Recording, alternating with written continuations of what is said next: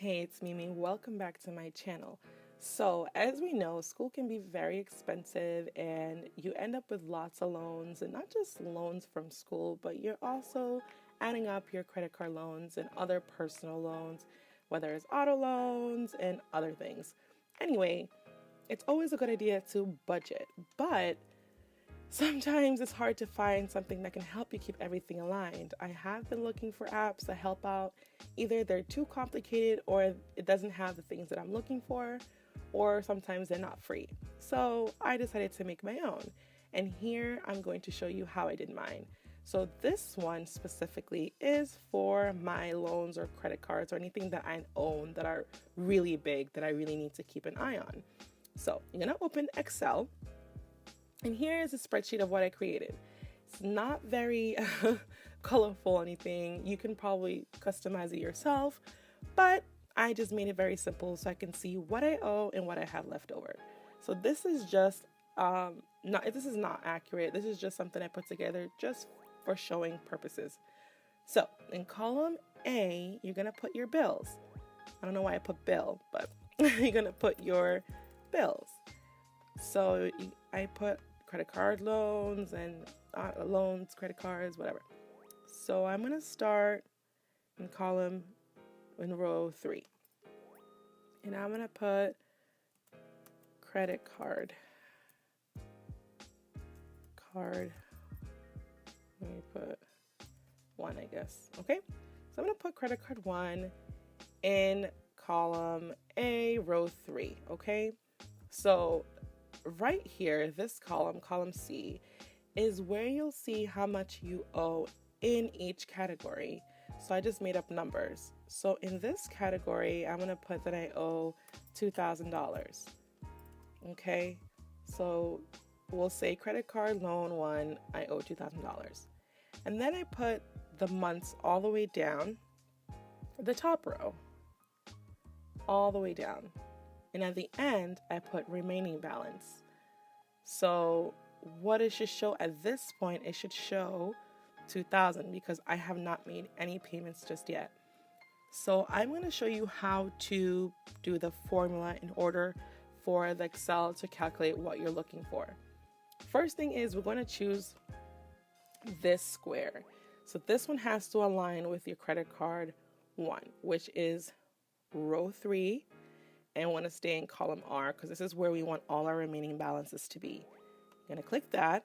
Then you're going to go and click formulas right at the top, right here. And then we're going to hit auto sum. I don't know if it'll say auto sum all the time, but if it doesn't, it's okay. Just click the little arrow and click sum. So what we want this square to do is subtract all our payments from our actual large debt. So our debt is $2,000. Within each month, we want it to subtract. So what we're going to do is start with this square because this is January. So it's E3. So what we're going to start with, we're going to start with C3 because we need to subtract everything from C3. So we're going to do C3, actually let's keep it capitals, minus, then we're going to do E3, minus, and we're going to go all the way down the line. We're going to go, E, F, G, all the way down to P.